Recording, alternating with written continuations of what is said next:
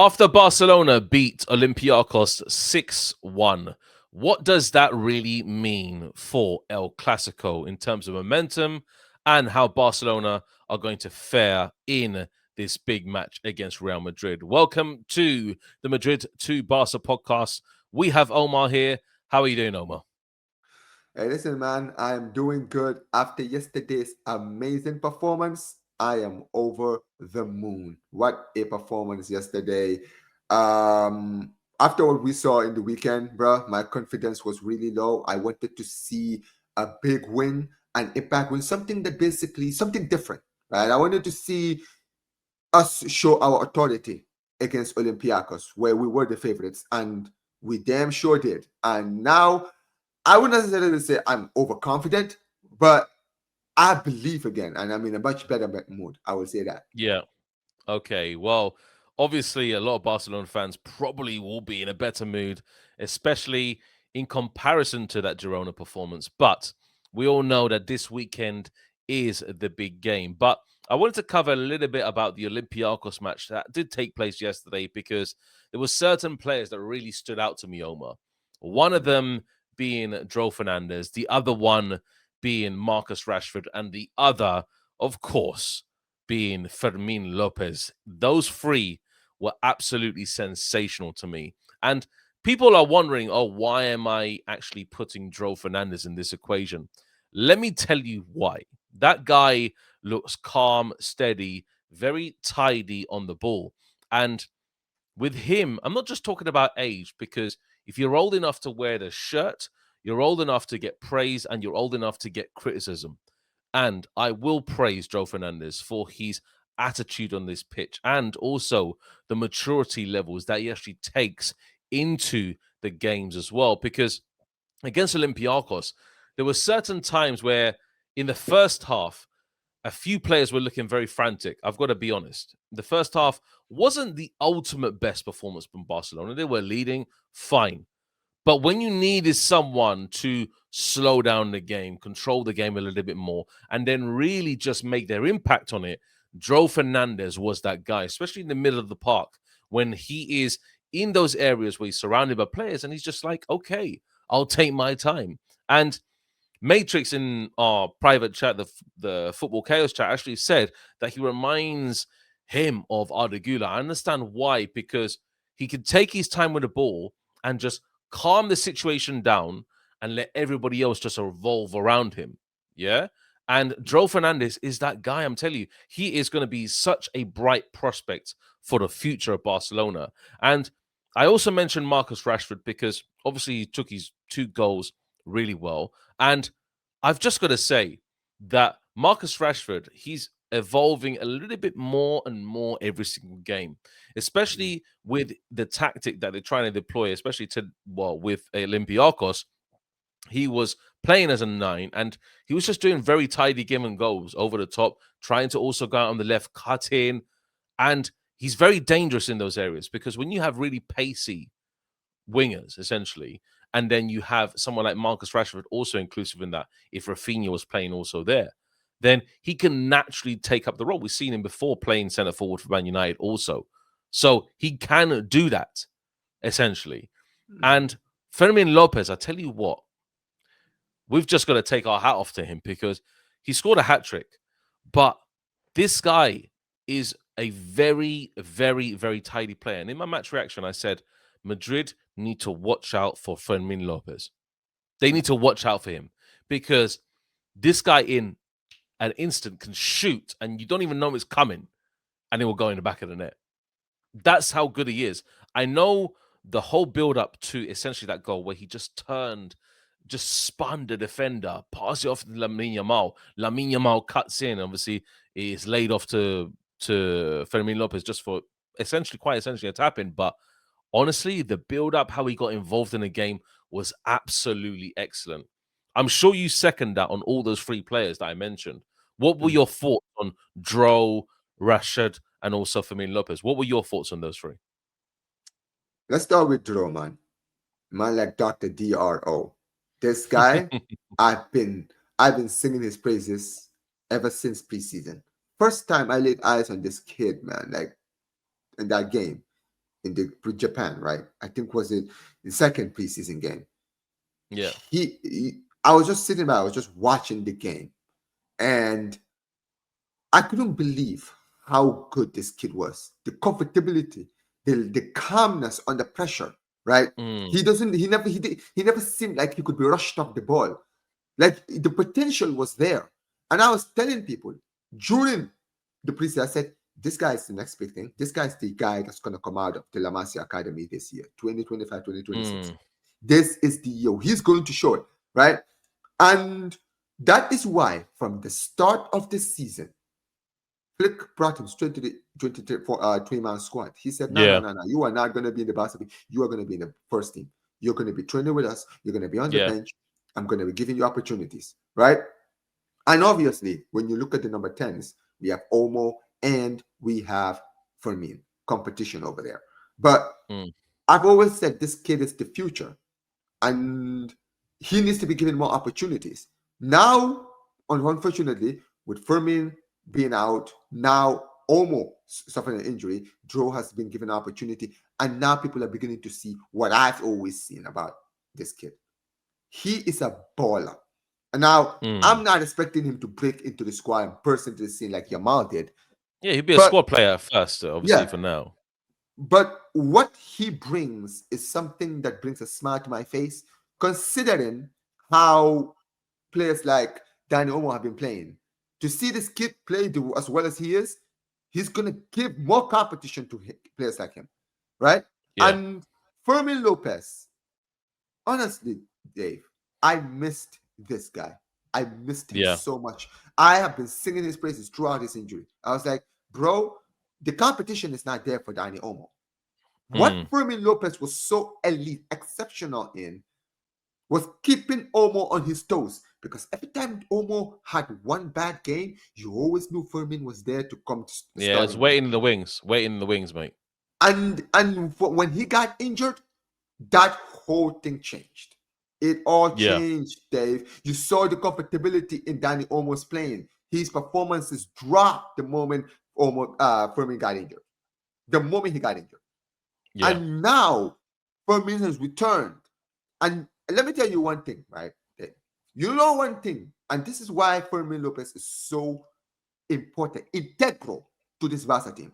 When he was being linked away from the club, I was sitting there saying, I would personally rather sell Casado than Fermin. Because him and Casado were the ones that were being linked out of the club, right? Casado was being linked to Atleti, while Fermin was being linked to Chelsea. Now I said, I would only sell him for 90 million. People were calling me crazy. I told people, listen, let me tell you what Fermin brings. Fermin is not Pedri. Fermin is not Frankie de Jong.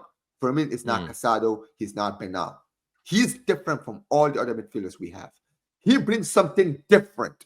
And this squad did need something different. I already have Pedri doing the Pedri role. I have de Jong doing his role. I have Casado doing his role. What is Fermin bringing? Fermin is bringing the goals in the midfield. Yeah.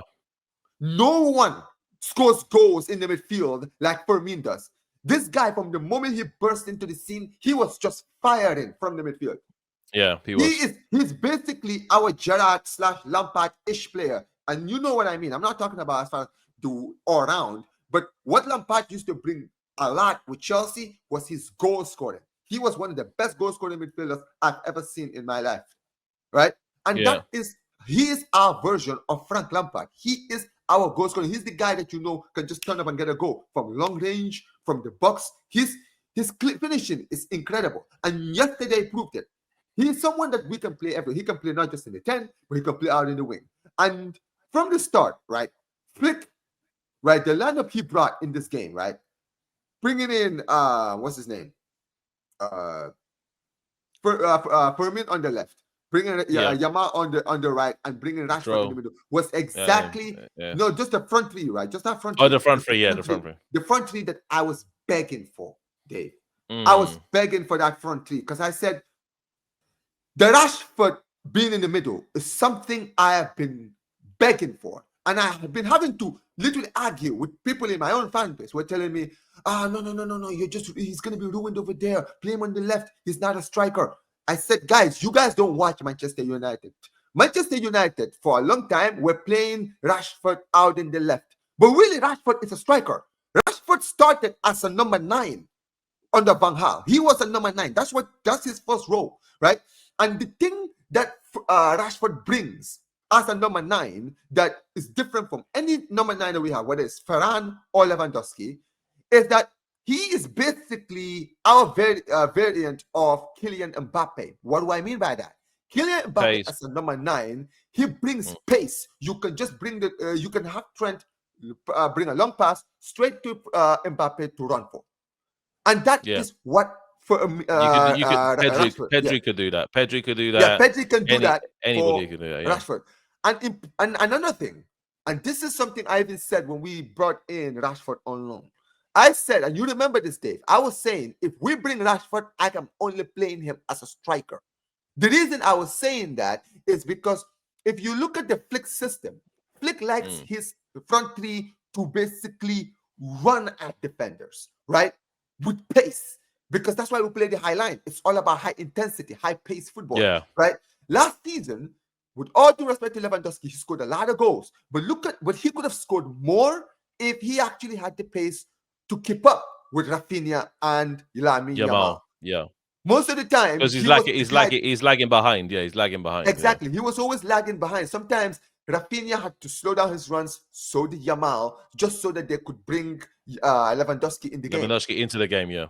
Yeah, so for me, what I feel that Rashford is the opposite. Rashford can keep up with Yamal and Rafinha if he's playing, right? He can basically, keep track with them and basically give us something different. Something that I feel like would absolutely be a problem in Europe this season. If you look at last season, PSG, that front three when they had Dembele, Kvaratskhelia, Bakola sometimes, or if they decide to put Doué over there, the reason why that front three works so much, Dave, is because those three, the intensity they used to command. Look at it in the final against Inter. Inter couldn't handle that front three. They were getting absolutely cooked. Why? Because all three players were basically hard to deal with. You can't deal with three players that are coming at you simultaneously. And pressing like crazy, yeah. Exactly. That's my point. And that is what I think Rashford would do if you put him in that front three with those two guys. Even with Fermin, yesterday's game proved it. You saw the energy that we came with. You could see, look at how we played yesterday in that front three. That's why we were cooking so much, right? Rashford played so well. He got himself a brace. He played. The performance was absolutely elite. And I'm gonna be very, very honest. The Clásico is coming this Sunday, and honestly, Dave, I would play that front four. Now, I know we're gonna get into it, right? But when it comes to Rafinha, there's a lot of whether he's gonna fit. There's ifs and buts, and maybes. Exactly. There's the ifs and buts and maybes. But looking at this game yesterday, I'm looking at it. I'm like, I would love for Rafinha to be available for the Clásico. He would just increase our chances of winning the game. Obviously, I'm not gonna sit there and be like, don't play him at all. That would be dumb of me, right? But I look at the game and I'm like, well, I would love to either see Rafinha start and maybe get benched early to not risk him getting injured. Or, and this is the one I would go with, I would play the same front four and have Rafinha as a weapon on the bench. Yeah. So later on, you could take off Pedro Fernandes, bring Fermin down in the 10 and put Rafinha on that left side, right? Maybe in the 60th minute, 70th minute, where basically the game is at its most intensive, where let's say it's still draw, maybe like a 1-1, or maybe, let's say we're losing, or somehow, we're winning the game, right? If you can bring Rafinha during the 60th, 70th minute when the defense is tired, when the fullbacks are tired, it's gonna be absolutely crazy, right? But this is what I wanted to see, and the performance yesterday was incredible. Those three, I know I haven't talked about Yamal. To be honest with you, Yamal just had an okay-ish performance. You understand what I mean, right? I wouldn't necessarily say it's something that will blow it out of the water, but he got his goal. For me, the other three impressed me. Pedro Fernandes, Rashford, and Fermín López. They absolutely were incredible. And bro, this is exactly what I wanted to see. Yeah, absolutely. And I think we have to look at Fermín López and a lot of the other players that we mentioned, including Rashford, as definite dangers in the El Clasico match because I can see Carreras already getting cooked by Lamine Yamal. That's just one problem.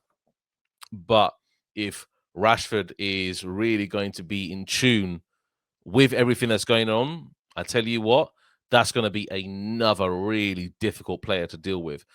I Mm. actually don't think that Rafinha will start. I think that maybe, look, the fluidity of yesterday's match against Olympiacos showed why that quartet works. It works. And Dro Fernandez can be part of that, regardless of his age. Like I said earlier in this podcast, if you're old enough to wear the shirt, you're old enough to start as well. That's as simple as, yeah? And Hansi Flick clearly believes in Dro Fernandez, and I think he could definitely be a starter. But the whole situation with El Clasico is this. Mm. Real Madrid are a different ball game to Olympiacos. We know that already. Yeah, They are the main rivals of Barcelona. We, as Madrid fans, we would definitely think that we have the best chance in a long time of beating Barcelona just because of the defensive lapses in concentration. Against Olympiacos, you had a few defensive lapses in concentration. There's no shying away from it. Yeah. mm. And even in the very first few minutes, I'm sure Barca fans were going, bloody hell, how are we doing this? How are we letting these guys through? Chesney made a save literally in the first few minutes of the game. Yeah. And this is the whole thing behind Barcelona. The defense is still a worrying issue. And that's Yep. where I see that Real Madrid can really get at Barcelona, especially with Mbappe in this form, Vinny trying to get back and circulate his form on a game-by-game basis, and potentially looking at the match that we played against Getafe when Vinny was subbed on, Rodrigo just instantly moved onto the right. Is that a ploy by Alonso to get him to play onto the right wing so we can see Vinny, Rodrigo, and Mbappe play against Barcelona? Because if we have those front three, you know how you mentioned about pace? Yeah. We also have the same thing. And against your defense, I'm telling you Mm. right now, it's going to be a major problem. That's why I said that this match is either going two ways. It's either going in Madrid's favor big time, or it's either going in Barcelona's favor big time. If Barcelona Yeah. gets the first goal, it's done. I'm telling you right now, it's finished. The game is finished because Madrid have this absolute habit. And look, after Atletico Madrid got pumped by Arsenal, pumped. Yeah. I'm wondering how on earth did we concede 5 goals by Atletico Madrid? This is the mentality still of these players under Xabi Alonso. It's still not quite there. If we go a goal down against Barcelona, are we Mm. going to then push up all our players up front and say, okay, cool, Barcelona, our defense is exposed. Yamal, Dro, Rashford, Fermín López, have and take your pick at the amount of goals that you can score. That's my main issue and my main Mm. worry. Mhm. We need to score the first and second goal against Barcelona. The Right. first and second. I'm not talking about the first because, regardless, I think Barcelona are still a team that can come back from a goal deficit. We've seen it many times this season and it's not sustainable, but they have the ability to. I think Barcelona, if they get a goal up, they're like, okay, cool, we're chilling, and then we'll just wait. We'll wait for you to attack us, and then we'll just get you on the counter. Because Mhm. Barcelona's pace is going to be frightening on the counter if you start with those 4. I'm telling us right now, as Madrid fans, we better be watching out for that. But in reverse end, Barcelona better be watching out for Real Madrid because Mbappe, Vinny, and whoever's going to be on the right-hand side, Rodrigo or Mastantuono, whoever's going to be, I Mhm. tell you what, we're going to be out for blood as well. So this whole situation behind Barcelona and Real Madrid, it's actually a 2 situation based game where Barcelona are going to batter Real Madrid or Real Madrid are going to batter Barcelona. There's no in between. People saying it's going to be 3-3, 4-4. It's not going to be like that. People thinking this is like Dululu world. No. It's either going to be like last year yeah, where Real Madrid maybe get a 2-goal lead or whatever, and then we just literally just sit back and maybe play possession-based football and hopefully best. But that's Alonso. Alonso, I know that in defense, when we're trying to maneuver the ball around, Barcelona are going to press. They're going to press like no team has pressed us before, even Yep. worse than Atletico Madrid. Yeah? Mhm. And Mhm. I keep on saying it and looking at the scoreline of Atletico Madrid and Arsenal, I cannot believe it, people. Yeah, I cannot believe it that a team like Atletico Madrid, and we're expected to be competing at the top flight of Europe, and Yep. Arsenal are absolutely banging Atletico Madrid like they just absolutely like amateur team. It's crazy to me. Yeah. Mhm. So this is a problem that Real Madrid need to face. And in the elite clubs, when we face them, that Mhm. is the actual barrier that we have. Because we face Atletico Madrid, we face Marseille. Yeah. We face Marseille. Later on today, we're facing on Juventus. Yep. So why on earth are we looking even remotely against decent sides, apart from maybe Villarreal, which we did wash aside? Yeah. Like, come on, Madrid, is that the barrier? Do you think that's the barrier? Do you think Barcelona are going to be the Mm. main barrier, or do you think it could either go two ways, like myself, in El Clasico? Look, I'm on the same boat as you because I can't sit here with and you know what, right? Let me just start by saying this, Dave, right? See, I feel like you know what sets you apart from a lot of the Madrid content creators that I do watch, and this is not a dig at any of them, by the way, right? I love all these guys, right? These guys, I'm cool with these guys, right? Yeah. But see, you're someone who doesn't just look at the result; you look at the Mm. performance with the result, right? So because we all know, right? You can look at results, and sometimes results are deceiving. We can look at the performance and see a win and say, all right, we're winning. It doesn't matter. It does. Because when you don't perform and you're winning, eventually your luck runs out. Everybody Yeah. goes through this, right? With Real Madrid, and this is what I always tell Real Madrid fans, you guys are so busy watching us, you are refusing to look at the whole picture of what you guys are seeing. This is Mm. why when Atletico Madrid battered you, so many Madrid fans were all in shock. How did this happen? How did this happen? How do we lose 5-0 when we were unbeaten, when we've been winning the whole time? How do we go from here all the way down here? If you Yeah. look at the performances, you should have seen this coming. Your defense wasn't being tested in any of those games. No, we weren't being Atletico tested. That's the Madrid, truth. exactly. And that Atletico game was the first time you played a team that said, okay, we're going to go band for band with you attacking wise. Let's see what you guys do. Mm. And you failed, just like you did in the Club World Cup semifinals against PSG. The two times you played teams that went band for band with you attacking wise, they exposed you guys. And this is why I'm telling you, because we know in the Clásico, we are not sitting back. We are not playing low blocks. We are coming into that game with the intention of winning it. And every time that you guys have played teams that have come into with the intent of winning, you guys have buckled. And that is Mm. what I feel that you guys need to watch out for. A lot of these Madrid fans are too overconfident because of what they've seen against Sevilla. With all due respect, last season we lost 4-2 to Osasuna Mm. before we played you guys in the Clásico. Form goes out the window when this game comes around. Do not get it Yeah. twisted. I've seen my club go over the moon in good form, undefeated in months. El Clásico comes in, Real Madrid comes in and just ends our streak. Doesn't matter. It doesn't matter, right?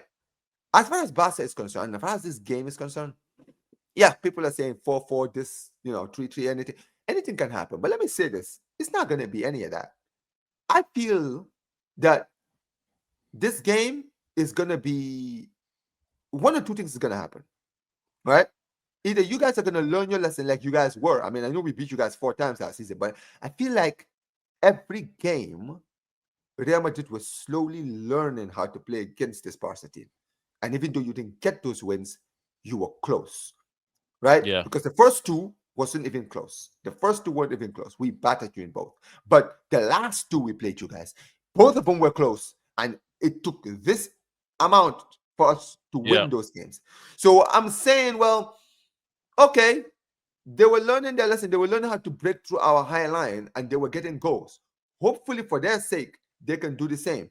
If they do revert back to the old ways where they're like, okay, doesn't matter, we're just going to go in and play the same way against these guys, you're going to get a reality check. Because don't get it twisted. People are going to say, oh, it's just Olympiacos.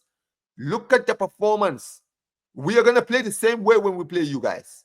Yeah, we're going to set up the same way. The basics are still the same. And, the basics are always there. And that's the thing. Your defense is very leaky. It is. When you guys have been tested, your defense has buckled. So you guys should not sleep on this game. And as far as Barca is concerned, bro, I am not expecting to keep a clean sheet like we did last season. I'm going to be very honest. I didn't expect us to keep a clean sheet last season because just like last season, we were leaking goals before the Clásico. Somehow we kept a clean sheet at the Bernabeu. I don't know how we did it. Maybe it's because Mbappe kept on getting cut off set 11 times during the game, right? I feel like this time around is not going to be the same. And I think that you will get goals. But you said something that I 100% agree with. It depends who gets that first goal. Because I'll tell you this right now, Dave. If you let us get that first goal, I can see you guys. I can see you guys. Yeah, like last season when we remember last season. Heads drop. Yes, we scored that first goal from Lewandowski, and then before you guys could even react, it was 2-0. I can see something like that happening here, where Rashford could just come out of nowhere, out of the corner, 1-0, out of nowhere, where you guys were dominating, we now get the goal. And all of a sudden you're like, oh, what's going on here? You guys still haven't recovered. Barcelona already going on the corner again. Where is your defense? Look at the game against Atletico Madrid. How open your midfield was. If you open your midfield like that against Barca, Dave, Pedri and De Jong are going to cook you guys for breakfast. Even players like Pedro Fernandez, do not sleep on them. You give those kids, if you give that kid the space for him to work, it's going to be a problem for you. But then again, I'm not going to lie to you, Dave. Right? I'm not going to lie to you, Dave. Can I sit here and be overconfident? No. I'm just saying that, and I'm not speaking about you, but a lot of these Madrid fans are being too big-headed right now. They seem to forget that there's a reason why people watch El Clásico, because this game is never easy to predict. It doesn't matter how both teams form-wise are coming into this game. Nothing changes. Yeah. Everything's resetted. And our season could start in this game, Dave. Yeah, if true. we go to the Bernabeu and win again with all these injuries, I can see this basically being the morale boosting performance or win that Barcelona need to now start our season like we did in the Super Cup when we beat you guys. When we beat you guys, that Super Cup win in January changed our season, Dave. Because after that, we went on an unbeaten run all the way to when we won the league in April against Villarreal. Yeah, true, yeah. Well, that's pretty much it. Obviously, rounded up, obviously, for the Madrid to Barca podcast. Finally, before you go, give me your prediction for Barcelona versus Real Madrid. Dave, you're putting me in this. You're putting me up there. But just you know what? One scoreline. You know what? I'm gonna go for it. I think 3-2 Barca. 3-2 Barca. One of those games. Okay, cool. For me personally, I already said it. On Will's podcast. I said 3-1 Real Madrid, but we'll have to see, guys. We'll have to see. Let's see on Sunday what's going to happen. Thank you, Omar, obviously, for joining the Madrid to Barca podcast. Make sure you check out his channel, always as obviously pinned in the title, or you can see him in the collaborations feature just next to my channel. Make sure you subscribe to Omar and make sure you comment down below, like this video, and don't forget that the shop has now opened for the channel, so make sure you go and collect your GOAT collection merch, featuring none other than the GOAT himself, well, according to many people, But guys, take care, adios. Not your GOAT, but anyway, we will see you next time on another episode of Madrid to Barca podcast. Take care, and a la Madrid. Take care.